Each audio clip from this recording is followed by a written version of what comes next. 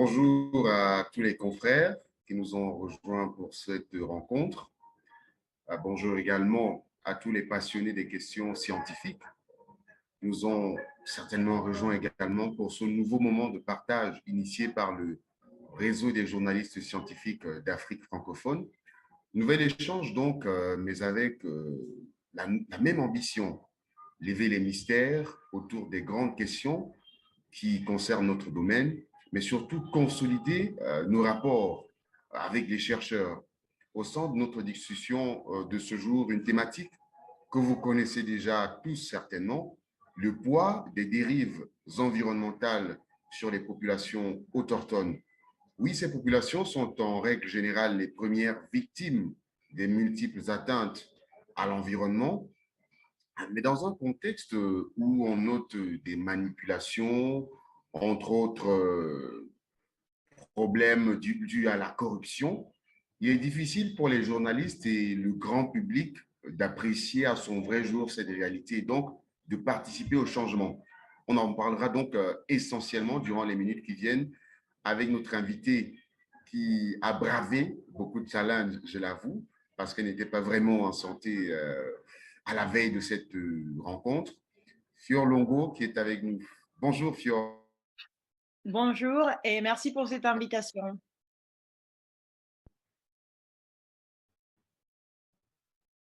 Vous m'entendez? Oui,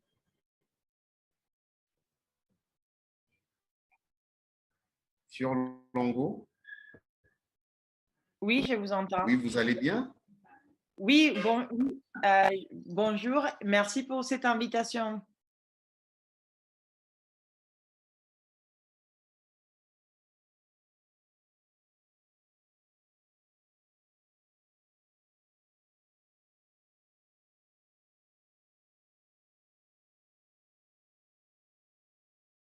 Quelques soucis avec la connexion de notre côté. Alors, Fior Longo, j'espère que vous allez bien. J'espère que cette fois est la bonne pour moi. Oui, bonjour et merci pour cette invitation. Hmm. Alors, je précise que vous êtes chercheuse chargée de la campagne Décoloniser la protection de la nature à Survival, une entité qui est basée en France, vous allez me corriger, et qui œuvre au quotidien pour permettre aux populations autochtones de pouvoir être écoutées et surtout de décoloniser justement la perception qu'on a très souvent de ces questions en ce qui concerne les populations autochtones. Je précise également que vous êtes directrice de Survival France et Espagne. Alors, je vais commencer par une question simple. Qu'est-ce qui motive votre engagement en ce qui concerne la recherche? Parce que c'est déjà depuis 7 ans que vous êtes engagé dans la recherche. Qu'est-ce qui motive votre engagement? Oui, merci, j'espère que vous m'entendez bien. Oui, c'est depuis 7 ans que je travaille pour Survival, ça fait longtemps.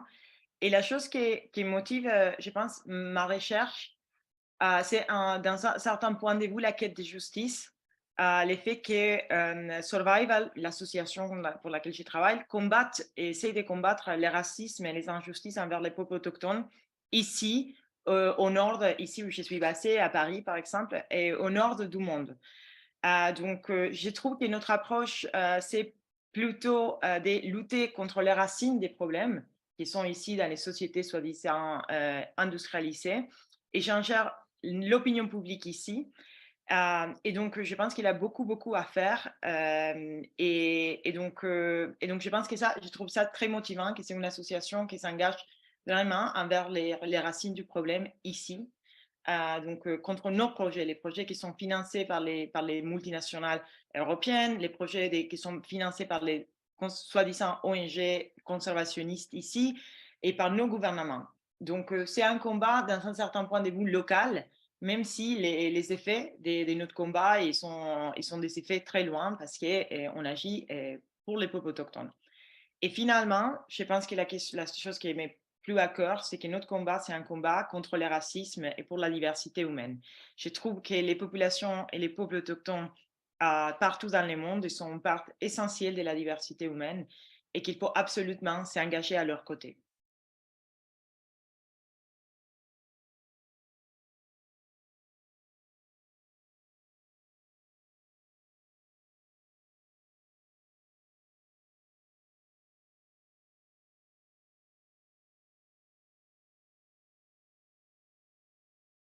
Ah, je vous entends pas, Romulus, je pense. Ah, voilà. Ah, vous m'entendez là, je pense. Alors, vous avez récemment commis un ouvrage qui consacre de nombreuses années de recherche également. Et ce livre, est-ce que vous pouvez globalement nous parler un peu de ce livre qui est actuellement, vous mettez une emphase sur ce livre qui permet un peu au grand public de percevoir tout ce que vous avez fait sur ce plan, notamment les populations autochtones et surtout votre combat dont vous parliez.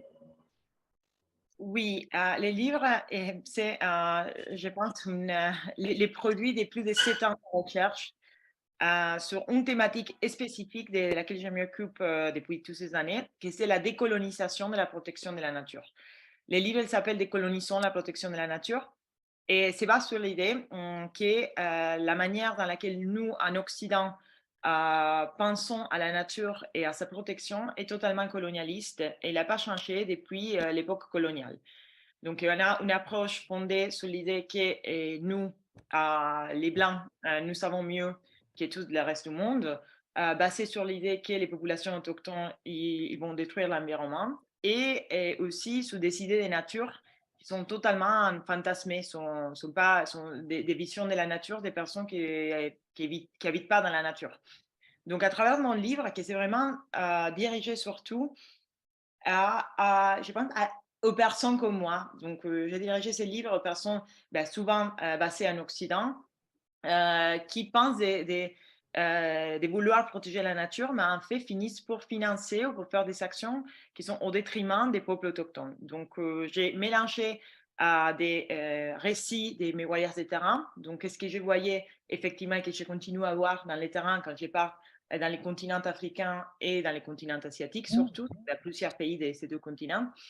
Et donc, j'ai recueilli toutes ces expériences pour montrer ces côtés racistes et colonialistes de la soi-disant protection de la nature, surtout basés sur l'idée qu'il faut créer des parcs naturels, des aires protégées, des réserves pour des animaux, pour protéger la nature. Donc, l'impact que ça a sur les peuples autochtones.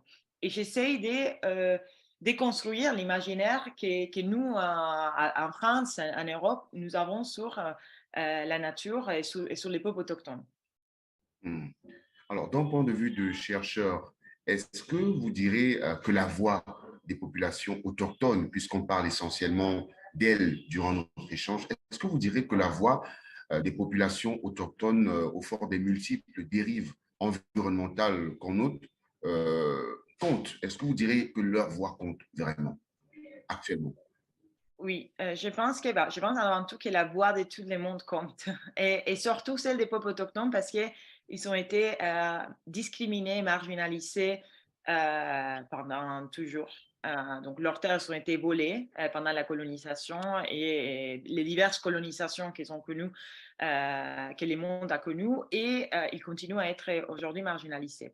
Mais ils sont très importants, par contre, parce que les peuples autochtones, ils sont les mieux placés pour protéger leur territoire. Donc, il n'y a aucune autre personne dans le monde qui peut connaître mieux que les peuples autochtones leur propre terre. Donc, ce n'est pas seulement parce qu'ils habitent dans cette terre, c'est parce qu'ils ont développé des savoir-faire et des savoirs très enracinés à ce territoire, qui sont très complexes et qui sont démontrés savoir beaucoup mieux que nous, en Europe, comment protéger la nature. Les 80% de la biodiversité mondiale se trouvent dans leur territoire.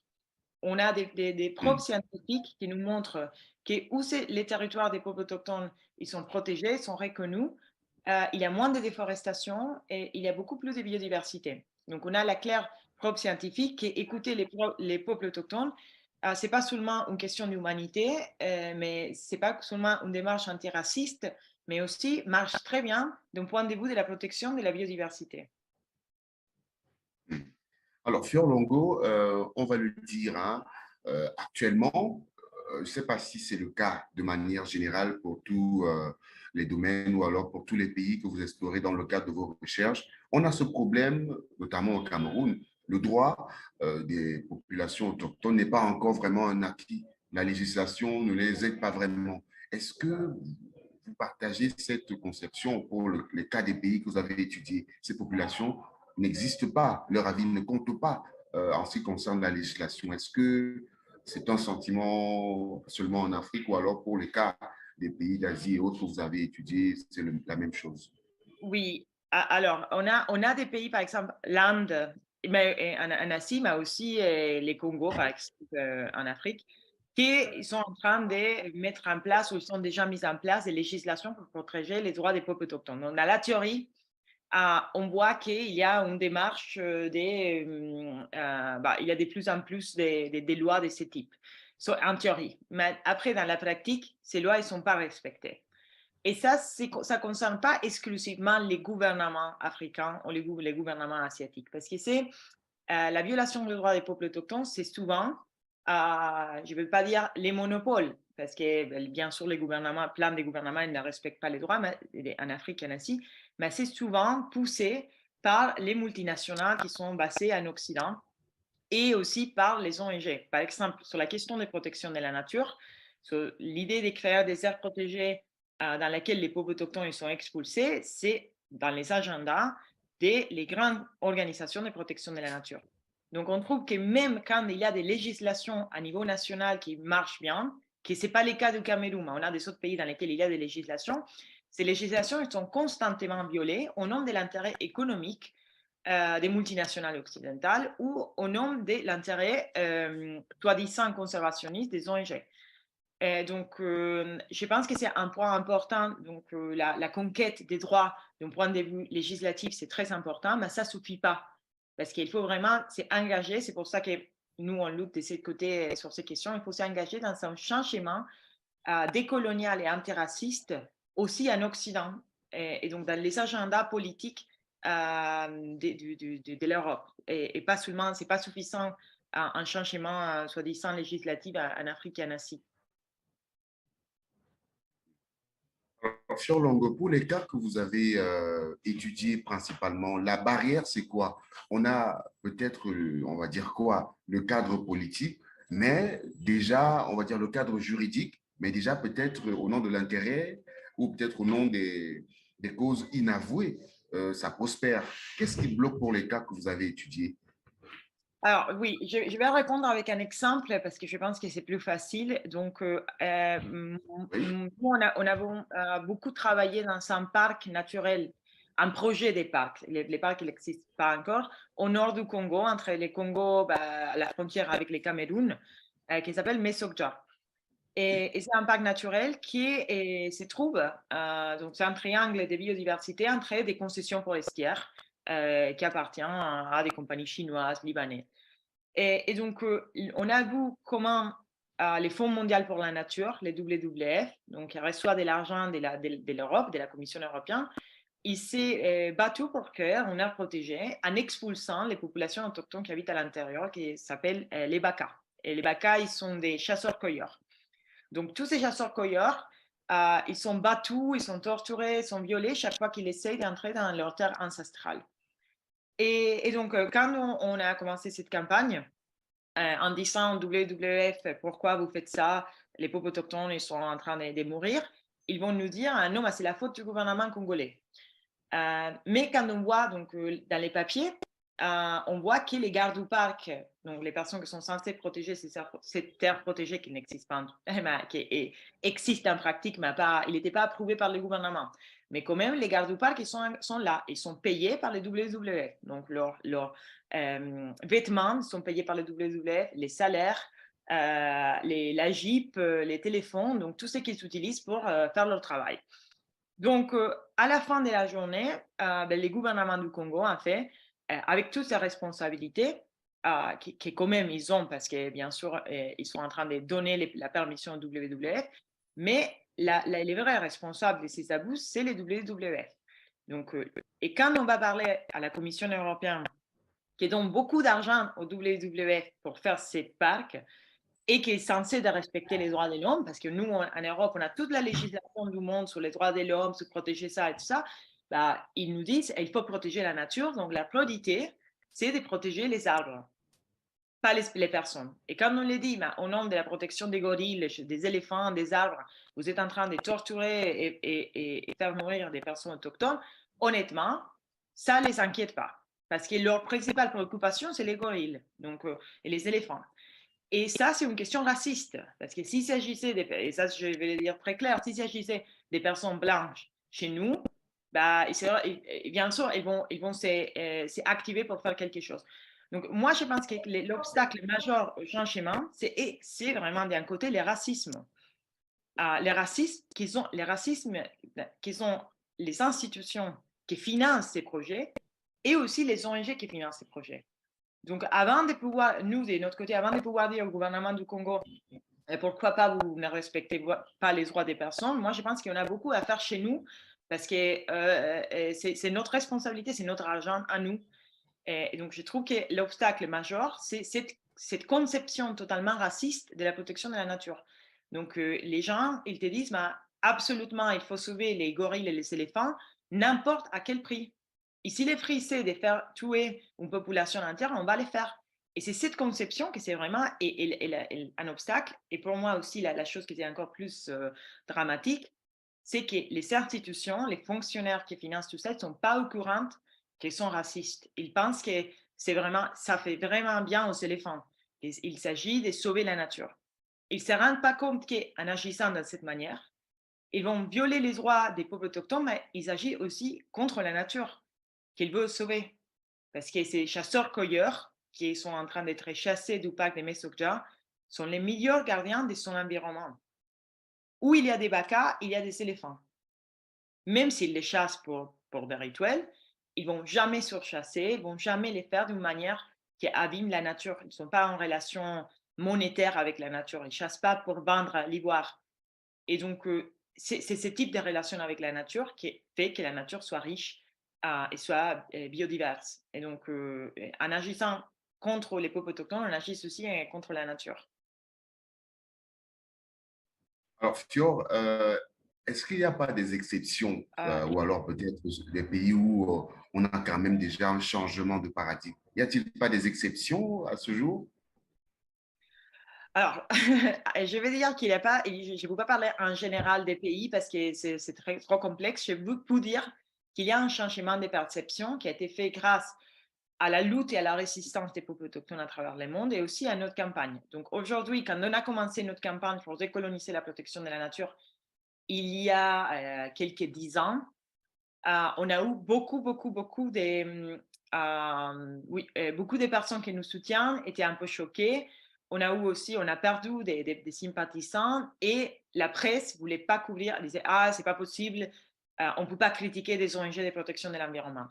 Et là, petit à petit, on a eu des changements énormes, soit en matière législative avec la mise en place des législations, par exemple aux États-Unis, euh, et aussi en Europe avec des résolutions qui vise à empêcher que de l'argent public viole les droits des peuples autochtones au nom de la protection de la nature. On a eu des audiences au Parlement aux États-Unis sur ces sujets, mais aussi, donc à niveau politique, on a des changements, mais aussi dans les débats publics. Aujourd'hui, parler de décoloniser la protection de la nature, ça fait mal aux conservationnistes, il y a beaucoup de gens, mais on parle de ça. Nous, on est invités à parler à la télé, nos articles ils sont publiés. Avant, c'était impossible. Donc, je pense qu'il y a un changement de mentalité qui, pour l'instant, s'est traduit très peu dans les terrains. Même si on a des victoires, on a obtenu des victoires, la Commission européenne a pas mal suspendu des projets qui violaient les droits des peuples autochtones. On a eu aussi les Nations Unies qui ont annulé un projet des parcs parce qu'ils violaient les droits des peuples autochtones. Et on voit aussi moins de violence dans certaines régions des gardes du parc. Donc, on a des victoires, mais on est très loin d'un changement vrai dans les terrains qui s'est traduit par une restitution des terres au peuple autochtone. Voilà, Fior, avant d'évoluer, parce que là, on a essayé un peu d'épiloguer sur l'état du lieu, je vais prendre deux questions de journalistes sur cet aspect-là. La première est de Adrienne Ngono, épouse Moussan. Elle demande, je ne comprends pas vraiment pourquoi vous trouvez que la création des aires protégées est un problème. Peut-être parler de la manière, étant donné que ces espaces permettent de conserver la biodiversité. Que répondez-vous à Adrienne Engolo, épouse Moussan? Merci beaucoup, Adrien. C'est une question très importante. Je ne l'ai pas expliqué. Donc, nous, on s'oppose au modèle des aires protégées. C'est un modèle qu'on appelle la conservation forteresse. Donc, l'idée des bases de cette création des aires protégées, vient des États-Unis à la fin du 19e siècle. Les premiers parcs naturels sont créés à Yellowstone et après à Yosemite, en expulsant les peuples autochtones. À la base de cette question, de cette idée de créer des aires protégées, donc en sachant que la majorité des aires protégées en Afrique, c'est de ce type de modèles. Donc, aucune activité humaine est possible à l'intérieur. Les modèles se basent sur la théorie. Et, pardon, je vais expliquer avant comment c'est passé. Donc, ces modèles des parcs naturels aux États-Unis, elle est importé pendant la colonisation. Donc, les colonisateurs, à la fin du 19e siècle, arrivent en Afrique et décident qu'ils vont créer des aires protégées. Donc, on a des institutions coloniales, on a beaucoup, et on parle beaucoup de l'armée, du rôle de l'armée en Afrique, du rôle des écoles aussi, en train de reproduction de la colonisation, mais on parle très peu des parcs naturels. Donc, les parcs naturels et les aires protégées sont arrivés en Afrique avec la colonisation. Et l'idée des bases, c'était seulement les Blancs sont capables, avec leur science, de décider comment gérer et protéger la nature. Et les peuples autochtones, les populations autochtones, parce qu'ils sont primitifs, c'est comme ça qu'ils les considéraient, ils vont détruire la nature si on les laisse libres. Ce type de modèle, donc, se base sur l'idée que la nature, pour pouvoir prospérer, doit être évite d'être humaine. Donc, nous, on critique ça parce que, en sachant qu'avant tout, toutes les preuves scientifiques nous démontrent aujourd'hui que les aires les plus biodiverses de la planète sont des endroits où il y a des peuples et des populations autochtones et locales. Donc, la gestion humaine de la nature fait prospérer la biodiversité. Donc, l'Amazonie, les Serengeti, la forêt du bassin du Congo, ils sont riches en biodiversité parce qu'il y a des êtres humains qui font des choses. Donc, par exemple, les vacas, je vous parlais avant de ça. Les vacas, ils vont recueillir des lignames sauvages, mais ils vont laisser par terre les racines et ils vont aussi les jeter quand ils marchent parce que les éléphants, ils aiment les lignames sauvages. Donc, où il y a des vacas, les vacas ils font grandir la quantité de lignames sauvages, il y a des éléphants aussi. Donc, il y a toutes des petites démarches invisibles par nous que les peuples autochtones ils font pour faire prospérer la biodiversité. Donc, en sachant que ça, c'est déjà la première chose. Si on laisse vivre les gens dans leur terre, on va avoir plus de biodiversité. La deuxième chose est que type de modèle, c'est une distraction par rapport à la vraie racine du problème, qui c'est l'exploitation des ressources pour les profits. Et donc, pendant toute la colonisation, les colonisateurs, ils ont exploité les ressources de tous les continents africains sans trop de soucis, en disant, en tout cas, on va laisser de côté cette nature dans des aires protégées séparées pour nous, en tant que touristes, aller voir les animaux. Et c'est la même chose aux États-Unis, où les modèles est né. Les modèles est né des personnes qui n'ont jamais mis en cause l'industrialisation du pays en disant, c'est pas le capitalisme, l'exploitation, c'est bien. Si on laisse de côté juste un peu de nature pour l'avoir, c'est bon pour nous. Et je vois très bien ça au Congo, au Cameroun, où je travaille. Donc, les gouvernements, les WWF, ils font les WWF surtout, les organisations de protection de la nature, ils font des partenariats avec des compagnies forestières. Donc, ils les laissent couper les bois des, je ne sais pas, millions d'hectares, s'ils les laissent en petite partie pour faire un parc. Et ce type d'approche que moi je critique, je pense que le rôle du WWF, c'est s'y opposer à la déforestation. Pas créer des aires protégées et se contenter des hectares juste comme ça pour les touristes. Et donc, après, la deuxième chose, c'est qu'on voit très bien, les données scientifiques nous montrent que la création d'aires protégées ne protège pas la nature. Aujourd'hui, on est arrivé à 17% de la planète en tant qu'aire protégée et on a une perte de biodiversité comme jamais dans l'histoire. En même temps, on voit bien qu'à l'intérieur des aires protégées, la biodiversité descend aussi parce que la biodiversité n'attaque pas la racine du problème. Donc, les racines du problème, c'est l'exploitation des ressources pour les profits. Oui, pardon, je m'éloigne. Alors, pour cette autre question, on prend rapidement cette autre question avant d'évoluer. Bonjour Fior, je suis Daniel Makassi depuis Goma en RDC. Mon pays a déjà des avancées avec la promulgation de la loi des peuples autochtones. Ma question, que faire pour assurer l'inclusion des peuples autochtones dans les zones où les industries extractives et le gouvernement implémentent des projets? Oui, je sais que la République démocratique du Congo a fait une loi et aussi, comme je disais, le Congo-Brazza. Et comme je le disais avant, les problèmes, on sait d'où vient. Donc, il y a beaucoup d'intérêts économiques, et pas seulement européens aussi, il y a beaucoup d'intérêts chinois aussi, dans l'exploitation des ressources. C'est pour ça que je dis, bah, je pense que les changements, ça doit surtout se faire ici, chez nous, parce que c'est souvent notre compagnie à nous qui vont à faire des projets d'exploitation dans les Congo et qui ne respectent pas les droits des peuples autochtones. Et quand on se plaint avec ces compagnies, les compagnies donnent la responsabilité au gouvernement. Donc, avant tout, il y a un problème de justice par rapport aux multinationales.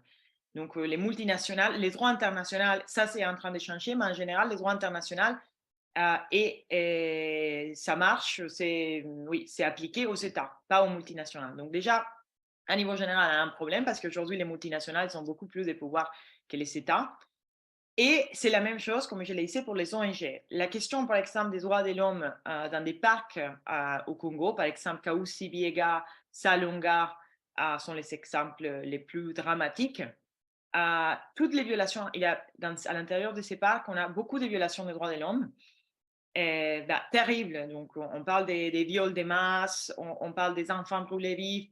Et tout ça, c'est fait avec de l'argent des Européens. Donc, c'est pour ça que je dis, c'est quel les changements? Les changements, c'est ici chez nous.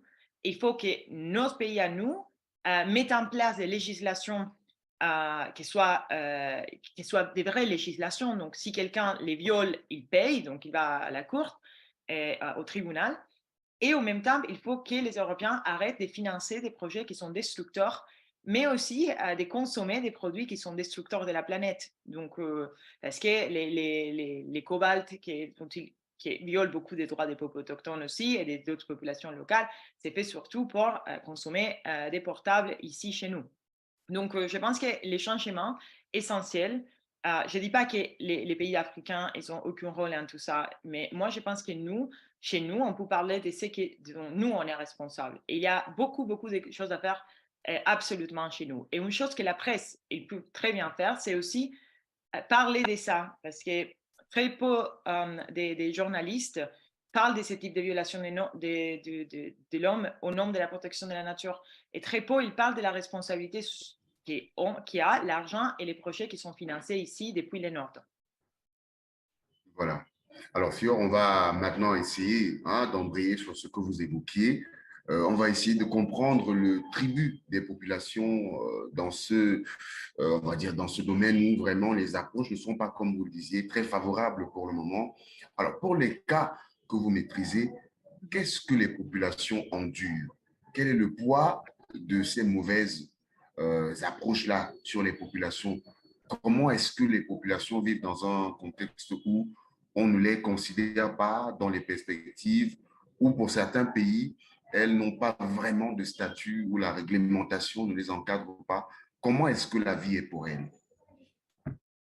Oui, j'ai pu une autre fois répondre de mon point de vue. Et mon avis, d'un côté, mon regard est très dramatique, dans le sens que je vois des peuples entiers souffrir beaucoup et surtout être très, très, très malnutris parce qu'ils n'arrivent pas à manger. Donc, par exemple, des chasseurs-cueilleurs dans les bassins du Congo, s'ils ne peuvent pas chasser, ils meurent des femmes. Donc, et ils sont en train de. Et la malnutrition, ça aussi en train des maladies.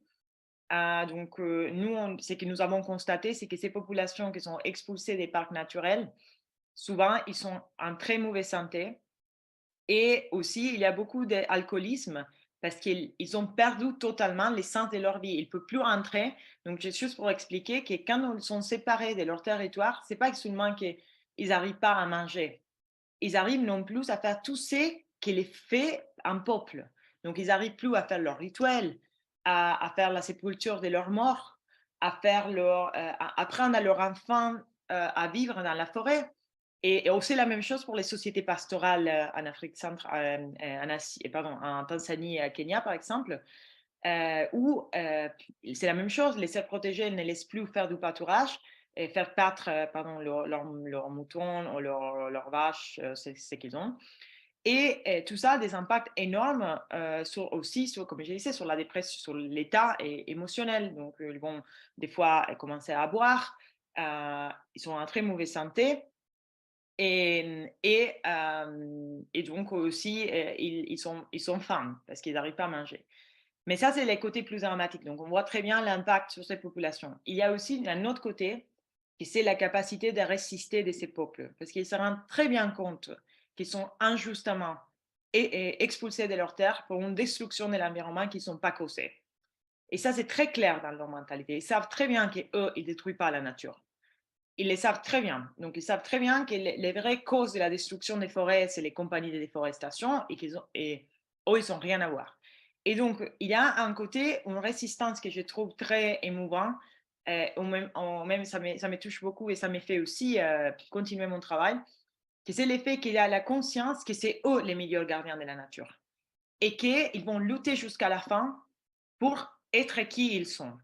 Et donc, je trouve qu'il a ces deux côtés. D'un côté, il a tous les impacts négatifs, mais de l'autre côté, une résistance énorme de ces peuples et pour laquelle je pense que nous, on doit les remercier parce qu'effectivement, si eux ne résistaient pas, tous ces territoires ils seront déjà détruits. Alors, avant de poursuivre, je vais prendre une autre question à notre journaliste insistant. Aujourd'hui, dans beaucoup de pays d'Afrique, il y a des conflits entre gestionnaires des aires protégées et les autochtones. En RDC, par exemple, on revient en RDC, l'Institut congolais pour la conservation de la nature accuse certains autochtones des activités irrégulières dans les aires protégées. Les autochtones, de leur part, revendiquent ces aires protégées. Comment renforcer la confiance entre gestionnaires des aires protégées et les autochtones dans ce sens-là? Oui. Alors, l'Institut congolais pour des conservations, c'est une institution qui a violé les droits humains en escale systématique et massive. Moi, je pense qu'elle devrait être complètement reformulée. Ils ont été responsables d'avoir violé en masse des jeunes filles et aussi, comme je l'ai dit, de brûler des enfants vifs. Ils ont fait ça avec l'argent des contribuables européens, parce que c'est nous qui avons l'argent pour agir. Et je pense qu'il ne peut pas exister de la confiance s'il n'y a pas de justice. Donc, je pense que les responsables de cet institut devront être allés à la cour, un tribunal. Et sans justice, on ne peut pas demander au peuple autochtone d'oublier qui sont ces personnes et d'un jour à lendemain de les dire on va agir tous ensemble. Donc, je pense qu'il y a la question de la justice. C'est très important. Il faut absolument faire un processus de justice transitionnelle, dire l'Institut congolais pendant des années a violé les droits des peuples autochtones, les responsables c'est les directeurs et je ne sais pas qui, avec l'argent des contribuables européens. Donc à partir de maintenant, ces personnes finissent à la prison, on fait qu'est-ce qu'ils doivent faire. Et on recommence une autre fois, on demande excuse aux peuples autochtones pour avoir violé leurs droits, on les redonne leurs terres, et une fois qu'ils sont dans leur terre, on peut recommencer à avoir une relation et dire qu'est-ce que nous, on peut faire ensemble pour protéger la nature. Mais s'il n'y a pas de restitution des terres, je répète, les terres ont été volées, ces terres appartenaient aux peuples autochtones, les premiers parcs naturels en Afrique, je pense que c'était tous les continents, oui. Et en RDC, c'était Virunga. Avant, c'était appelé les parcs Albert, a été créé par le roi de Belgique, Albert, qui était le fils de Léopold II, qui a amputé au pays la moitié de la population. Donc, je pense que l'histoire de ces parcs est une histoire de violence extrême. Et on ne peut pas prétendre que cette histoire n'a pas existé. Aujourd'hui, les chefs, les directeurs du Virunga et encore quelqu'un de la famille royale belge, les princes Emmanuel de Mérode. Donc, on est encore dans ces démarches-là. Et je pense qu'on ne peut pas parler de collaboration si on ne reconnaît pas cette histoire et cette passé terrible, les présents des constantes violations des droits de l'homme dont l'Institut congolais est responsable. Et on a de la justice transitionnelle, on a un tribunal qui reconnaît qui était le responsable et qui paye pour ça, et s'il n'y a pas un processus de restitution des terres. Je précise à l'intention de nos confrères qu'on amorce pratiquement la fin de notre échange. On amorce le dernier volet, celui des solutions, surtout comment faire, vous l'avez déjà, vous avez quand même embrayé les voies de recours, les moyens pour permettre qu'il y ait un changement de paradigme. Et je le rappelle déjà à tous les confrères, vous pouvez envoyer vos questions après avoir évoqué ces aspects. On va les poser également. Alors, Fior, le credo d'une campagne que votre organisation mène, d'ailleurs placée sous votre responsabilité, c'est pour décoloniser la protection de la nature. Une décolonisation, c'est selon vous la voie royale pour une protection désintéressée de la nature, parce que vous parliez d'un conflit d'intérêts, des entités qui ne sont pas vraiment dans le combat qu'elles prétendent mener. Alors, comment se ferait donc cette décolonisation de la protection de la nature, votre combat notamment? Oui. Alors, je pense qu'avant tout, il faut que les institutions qui financent, donc les grands bailleurs de fonds de ce type de conservation forteresse, c'est comme je l'ai expliqué, l'Union européenne, l'Allemagne, les États-Unis et un fonds qui appartient aux Nations unies. Donc, c'est cet acteur qui décide les politiques environnementales. Donc, au-delà de tout ce que les gens peuvent penser, à côté aussi des grandes organisations de protection de la nature qui, toutes seules, ils prennent plus de moitié du budget mondial pour la protection de la nature. Et ça, c'est le WWF, la Wildlife Conservation Society, Conservation International, the Nature Conservancy and African Wildlife Foundation.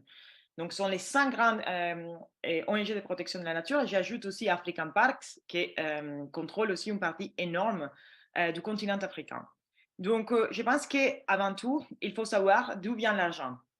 Et une fois pour ce type de choses, une fois qu'il a identifié ça vient du nord du monde, et donc il faut absolument passer à la décolonisation. Ça veut dire que ces acteurs, ils doivent arrêter de financer des projets qui violent les droits des peuples autochtones. Tout ça, c'est fait avec de l'argent des contribuables européens qui doit bien sûr être mis au courant de où va leur argent. Donc, il doit y avoir la reconnaissance des parties de ces acteurs que tout ce qu'ils ont fait jusqu'à maintenant, c'était pas bien, qui a violé les droits des peuples autochtones et il faut changer de route. Ces acteurs-là dont j'ai parlé, ils ne vont pas changer par magie parce qu'il a beaucoup d'intérêt économique à continuer à perpétuer cette vraie et moi, j'aime bien parler des bols de terre. Donc, je pense que c'est un grand bol de terre qui est perpétué par les acteurs européens au détriment des Africains. Donc, je pense qu'il faut se rendre compte que c'est un bol de terre et que c'est post-route. Ce n'est pas comme ça qu'on va sauver la nature. Et donc, commencer à réfléchir sur des nouvelles stratégies. Et une de ces choses, qui c'est clair pour moi, de ces stratégies, avant d'avoir accepté notre responsabilité et arrêté de financer des projets, c'est la reconnaissance des droits territoriaux des peuples autochtones. Donc, démarquer les territoires des peuples autochtones avec eux, ensemble, et leur redonner leurs terres. Et prouver, comme je l'ai expliqué, que quand les peuples autochtones ils ont accès à leurs terres, ils ont leurs droits territoriaux, on a une majeure biodiversité et moins de déforestation. Donc, si les données scientifiques ils sont là, pourquoi pas continuer avec des aires protégées qui ne marchent pas. Fior, vous parliez en début de notre échange, merci pour ces éclairages, hein, de ce conflit permanent ou alors de cette présence d'acteurs qui prétendent être en faveur des populations autochtones, quand en réalité, ils ont d'autres projets funestes. Et le journaliste scientifique dans tout ça, parce que nous, on n'est pas experts, hein, on n'est pas experts, on n'est pas des détectives pour savoir que tel acteur a en réalité d'autres causes. Alors, comment le journaliste peut donc faire pour reconnaître l'ivraie dans cet univers où l'argent et les manipulations dictent leurs lois, visiblement? Oui, je trouve que c'est très difficile. Je ne sais pas dans les pays en Afrique dont vous parlez, mais en Europe, la majorité de la presse est achetée par des millionnaires et qui décident de quoi on peut parler, de quoi pas. En sachant que ces grandes organisations de protection de la nature, ils ont des liens énormes avec l'industrie. Par exemple, aujourd'hui, le président de WWF, c'est l'ex-CEO de Coca-Cola. Donc, on a un lien entre, comme je vous expliquais avant, entre le capitalisme et ce type de protection de la nature. Donc, chaque fois qu'on essaye, un journaliste va essayer de parler de ces sujets, ils vont lui dire que ce n'est pas possible. Donc, on parle vraiment des liens très profonds. Par exemple, on a des liens entre les conservationnistes au Kenya et la famille royale britannique. Donc, comme je vous expliquais, c'est les mêmes systèmes. Donc, ça fait très difficile pour les journalistes de pouvoir vraiment en parler. Et en sachant que de plus en plus, les journaux, ils n'ont pas d'argent. Donc, si un journaliste en Europe, il veut aller à un pays en Afrique à faire un reportage, souvent, il se faut financer par ces mêmes acteurs qui sont celles qui financent les parcs. Donc, je trouve que c'est très difficile. En même temps, je trouve aussi que le rôle des journalistes, c'est aussi de raconter la vérité. Et donc, je pense qu'il y a une question éthique. Qu'est-ce qu'il faut raconter? Et ça d'un côté. Et donc, d'un côté, je pense que c'est essentiel. L'autre chose, c'est que beaucoup de journalistes, ils ne savent pas. Donc, c'est un sujet qui c'est très caché et ce n'est pas possible pour des journalistes, des fois, de savoir qu'est-ce qui se passe vraiment dans le terrain.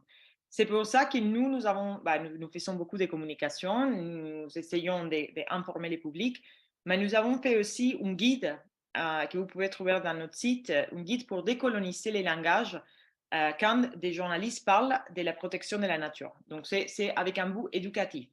Par exemple, souvent chez nous, au moins chez nous, on parle de braconnage pour parler, quand on parle des personnes noires qui ont fait un acte soi-disant illégal dans ce que c'est leur terre. Par exemple, ils vont chasser pour se nourrir. Par contre, quand un blanc va en Afrique, dans un pays en Afrique, à faire son voyage safari pour chasser, c'est un chasseur.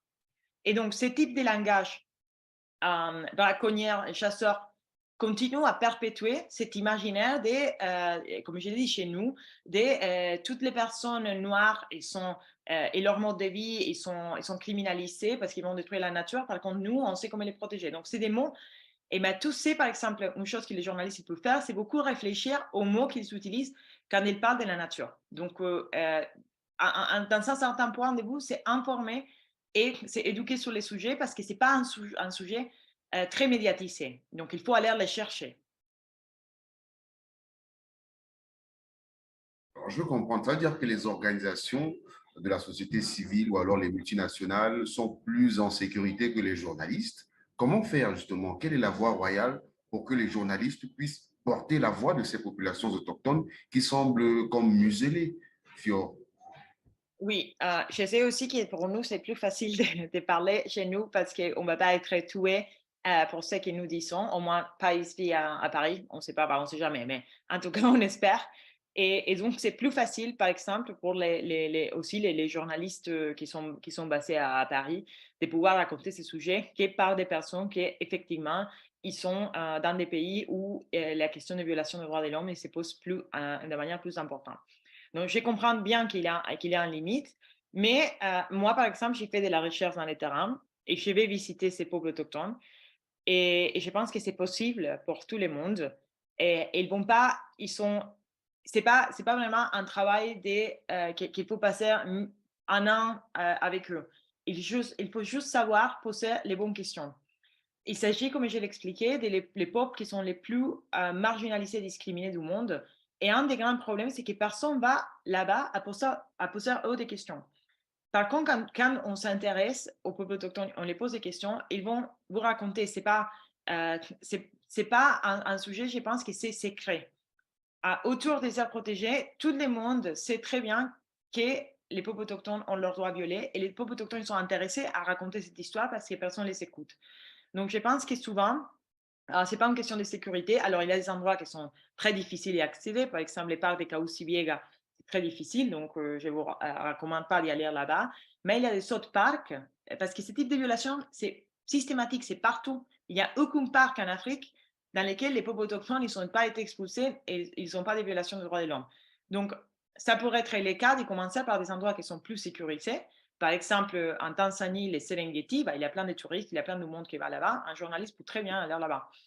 Et poser aux Maasai, la population locale, des questions.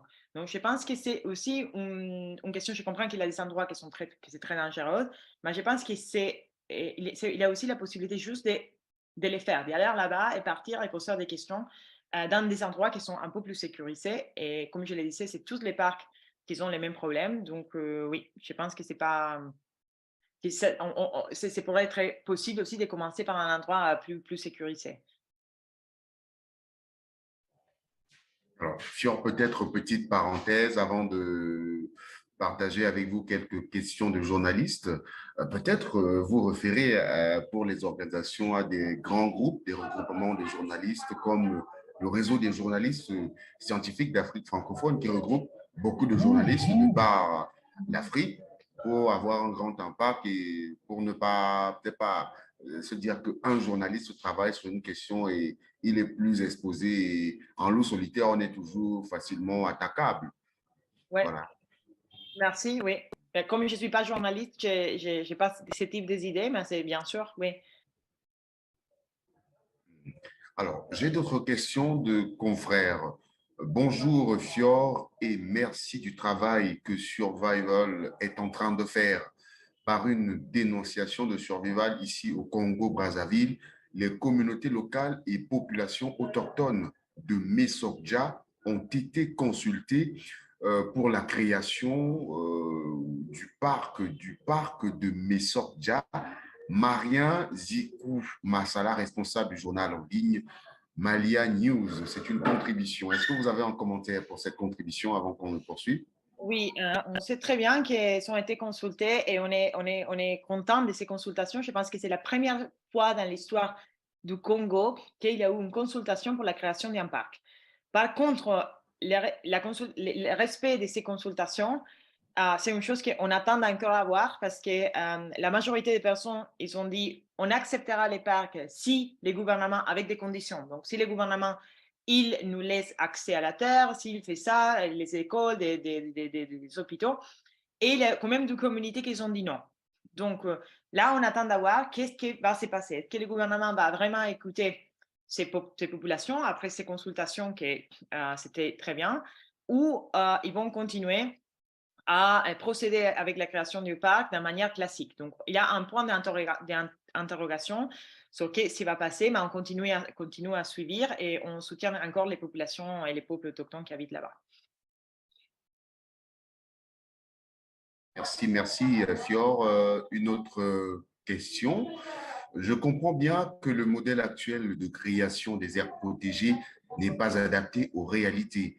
Mais dans la loi foncière du Cameroun, par exemple, les populations autochtones ont des droits d'usage.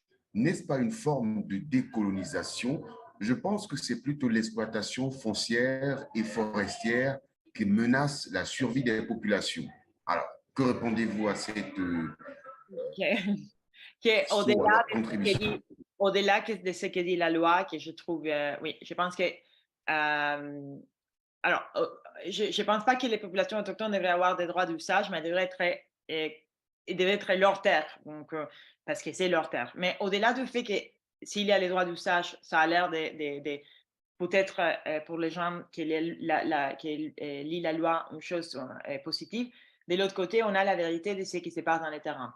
Et là, dernièrement, j'ai visité 5 aires protégées du sud du Cameroun, donc 5. Et dans les 5 aires protégées, les peuples autochtones ne pouvaient pas accéder à leurs terres et ils étaient battus chaque fois qu'ils essayaient d'y entrer.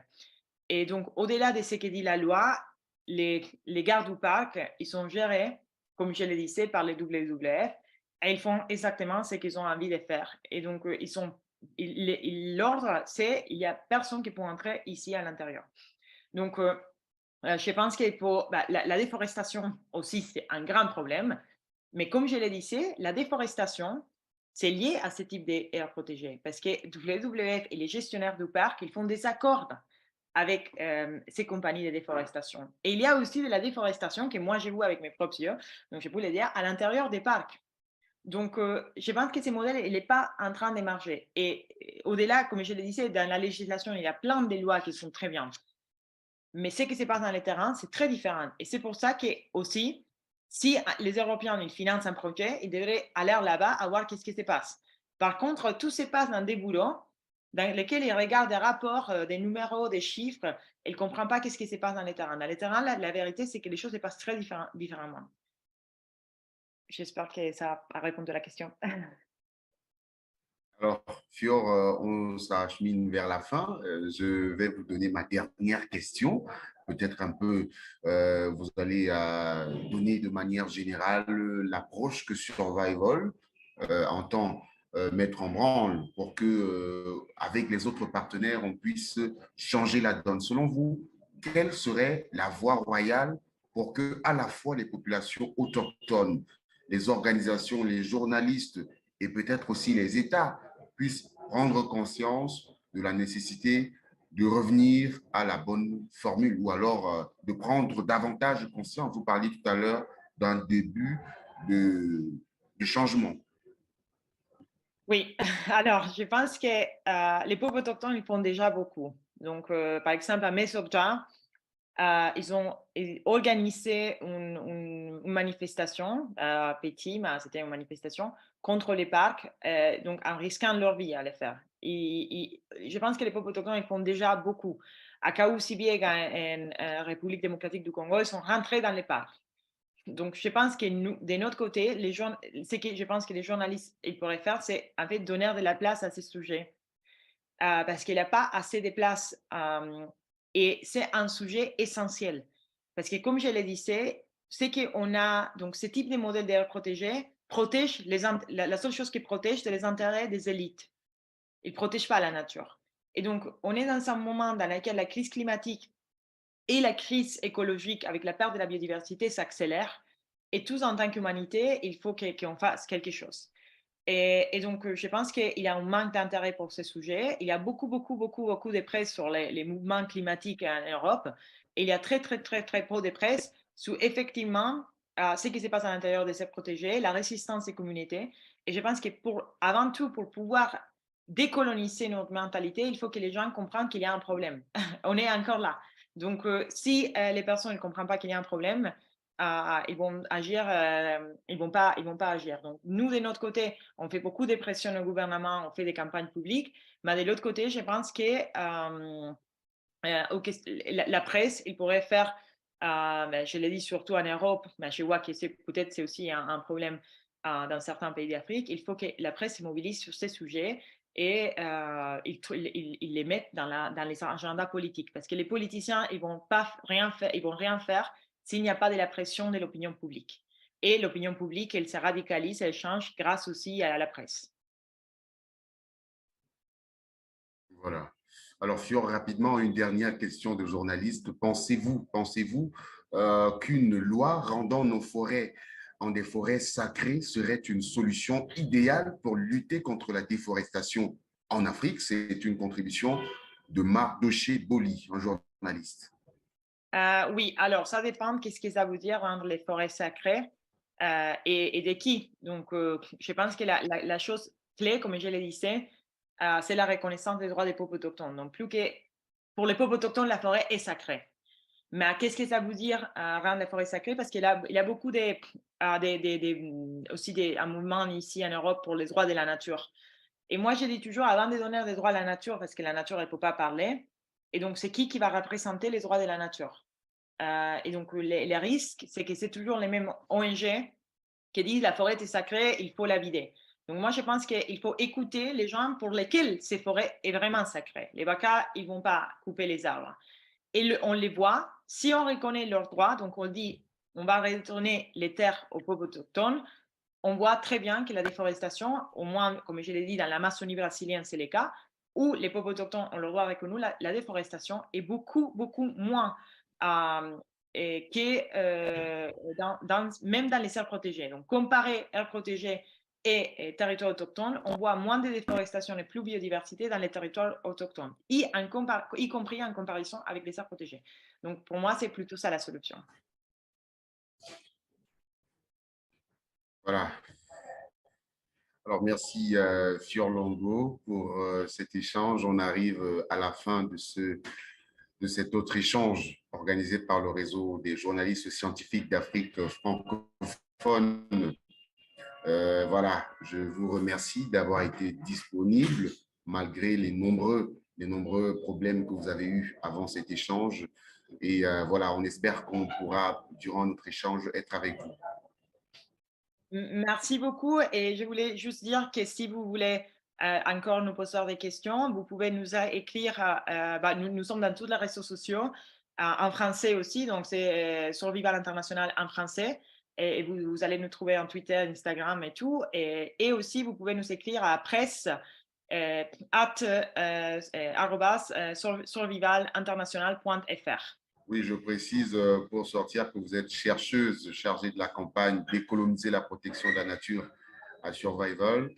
Et vous êtes par ailleurs directrice de Survival France et Espagne. Alors, Fior a donc laissé son contact à l'intention de tous les confrères.